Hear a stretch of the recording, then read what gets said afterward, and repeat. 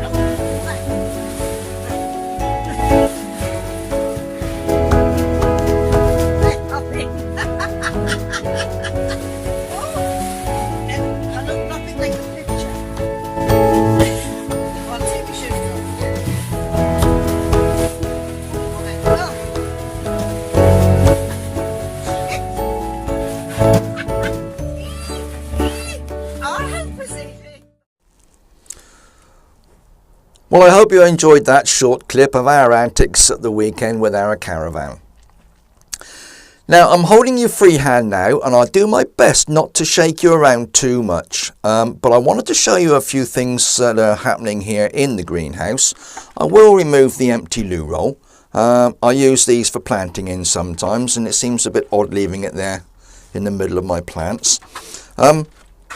Just on the left here, we'll just come in close. Those are my tomato plants. Now what I'm going to do, I'll lift them up a bit, see if we can get and have a look at these. These are my Elsa Craig tomatoes. I sowed these back on the 26th of February here in the greenhouse. One or two failures. I've emptied a couple of the little pots on the end. I've used the pots for something else actually momentarily, but these tomato plants are coming on very well, and they're getting very close to needing to be potted onto a larger pot.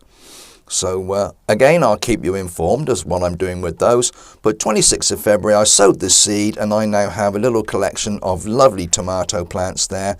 And once again, they are Elsa Craig tomatoes. Really happy with those. Staying on the subject of vegetables, we've got a few here. These are my calabrese. I just had a few left over, and I popped them in pots just in case I get some failures in the garden, which I have. I've had a couple go, so I've actually got some in here that I can replace the failures with out in the garden. So that was just a bit of a safety net as far as I was concerned. I got some sorrel left in the corner. Again, a few left over. I've let them grow on a bit, but they're desperate to come out of these trays now, so I'll have to find a home for them.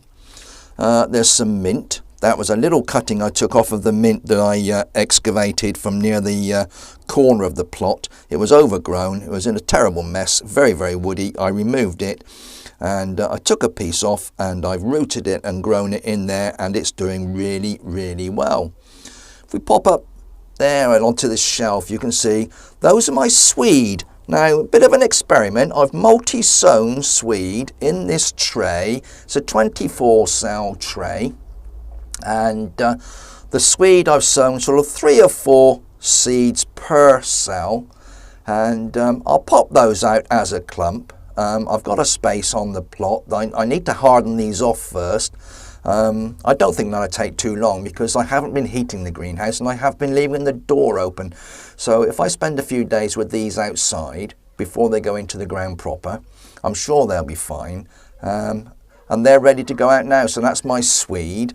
I've got a few courgettes here. They're waiting to go out now. Didn't have too much success with these. I bought a packet of seeds from Wilco. They were the latest packaging. They had a very recent date on them, but only a half a dozen have germinated, so a little disappointing, but I can't accommodate much more than these 6, so we'll see how we go with these, and I'm sure we'll get quite a few courgettes from there. I'm going to spin you around quietly. Try not to shake you, as I said. I'm doing my best. Got my tripod in the way as well, so poorly organised today. Whoops, nearly knocking everything over. Right, these are my red chilies. Again, they're doing really, really well. They've got their sort of more mature leaves coming on here. These, I saved the seeds from a chilli we used in the kitchen and sowed them in a little plastic tray that formerly held tomatoes. Pricked them out, and I've got a dozen little chili plants there. And these are the peppers, and likewise I saved the seed from a pepper I used in the kitchen, and these also, as you can see, are now putting on their proper leaf and growing on nicely, and I'm going to keep those in the greenhouse. I've got a plan with regard to greenhouses. I think I shared that with you before, where I'm amalgamating 2 sheds in order to provide the space for a replacement or another second greenhouse. And the idea is that second greenhouse will be home to chilies and tomatoes, cucumbers and vegetables of that ilk. So that's something I'm going to be doing as a project in the not too distant future. So those in the corner are my clematis. And they're about ready to go out now. They need hardening off, and I've got a few locations in the garden waiting for those, so they'll be put in places where I can grow those up a bit of trellis or on a fence or something of that nature. So I'm looking forward to putting those out. I've got some pinks cuttings here, small carnations. I had a plant in the front of the house, I tidied up, and I had a few bits that got broken off. So I've planted them up into these pots, and looking forward to seeing those come on. Hopefully have some nice flowers on those later in the year. Just in front of that, there's actually a rosemary. I propagated some rosemary, and I've given a few away. This one's still remaining, and I think I'm going to pop that in an area where I'm considering making a new herb bed. So we'll see what I do with that one when I come to decide exactly where I'm going to put that bed. Back around the corner here where we started, I've got a little tray here. There's some chilies there. I forgot to mention these. These are red chilies. And again, these were home saved seed that I put in these plastic trays, and these need pricking out as well now. I seem to have got rather a lot of chilies sitting around. I sort of overdid it a bit, but never mind. I'm sure they'll get used, and if I can't use them myself, I'll either put them out front of the house to sell them on for a few pence, or give them away to friends and so on.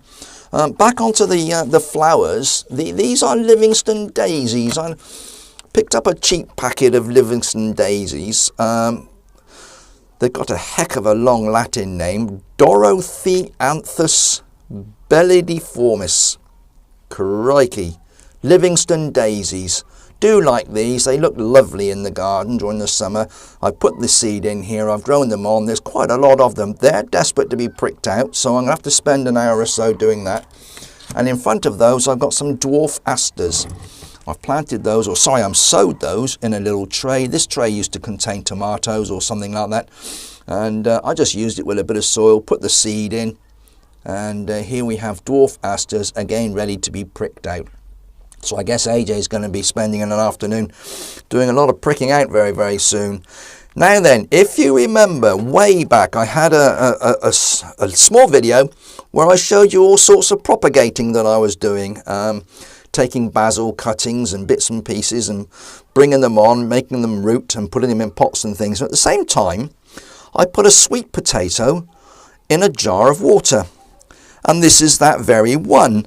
Now today I've persevered, I've left it in the jar, I keep changing the water so that it's got clear water all the time.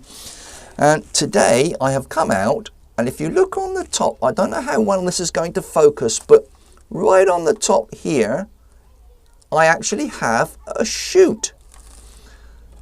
Now that would be referred to as a slip, and hopefully that will grow on and produce leaves, and then I can remove it from the actual seed potato, as it is, or sweet potato here, and root it, and then plant it on, and hopefully get a crop of sweet potatoes from that.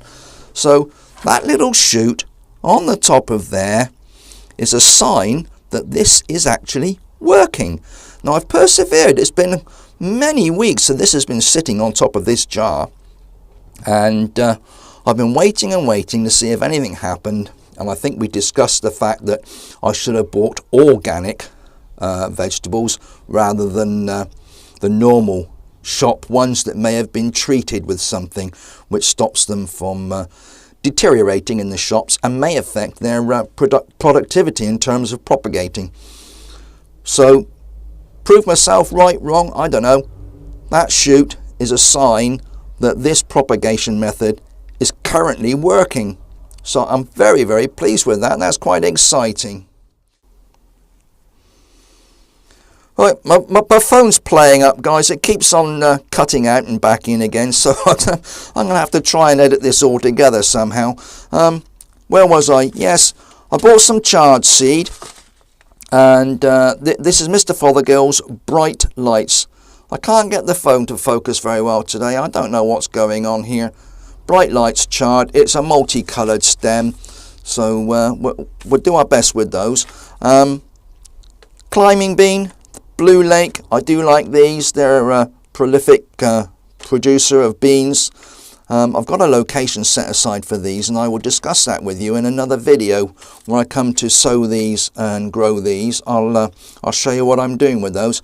And I've got some sage. I don't have any sage in the garden. I do like using this herb in my cooking, so I'm going to grow some of my own, keep that in a nice pot or something. And I'm considering joining in the sunflower challenge, and I bought a couple of packets. Well, actually I didn't, my wife did. Cheryl, the lovely Cheryl, she bought these, and I bought here, what have we got? Sun King sunflower. It's a sort of pom-pom shaped sunflower. I've never seen anything quite like that. It's described on the back as large, fully double golden blooms on tall stems, and they will grow to about 6 feet.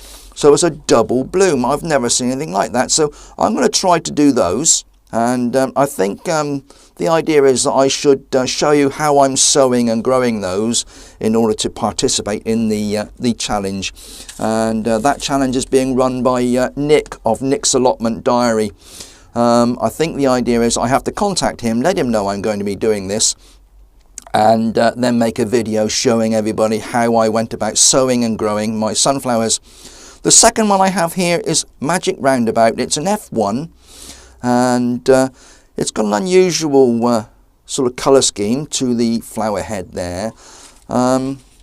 Just having a quick look on the back, and it says multi-stemmed with masses of pollen-free bicolour flowers. So again, an interesting variety. So rather than just one single sunflower on a single stem, this is multi-stemmed with many flowers. So again, be interesting to see how that turns out. But we will be doing a proper video on the sunflower sowing at some point. Well guys, that's a quick tour of the greenhouse, a quick update. As I said, been away, so where are we now? We're Tuesday afternoon and we went away on Friday, so I've had a few days without seeing you guys and without seeing the greenhouse and not doing much on the plot. So I'm back now. I'm trying to catch up with a few things. I've got some seeds to sow. I've got a lot of pricking out to do. And going to be very, very busy, I think. So, oh look, a few basil plants up there. I didn't show you those. These were propagated from a plant we had in the kitchen. I just took the cuttings, stacked them in water, and they started to produce roots, and I've got a couple more on the end here. They're doing the same, producing roots. They go in pots, and then as the ones in the kitchen are used, I'll transfer one of these in there, and we use the leaves from these in the kitchen. So that works really well for me. And at some point I'll take a cutting from one of these and grow that on as well. So sort of a repeat propagation process to get a succession of basil plants. Well, I could talk all day, guys. Mustn't keep you much longer. It's been a bit of a longer video than I would have liked, perhaps. I like to hold your interest for about 8 minutes or so, not much more than 10, and then let you go. So we've had a quick look. I'm going to crack on and do a few things. Whatever you're doing this week, you take care, look after yourselves, come back soon. Don't forget to subscribe and ring that bell for further updates. And I'll see you again soon in the Life's Good. Bye-bye now.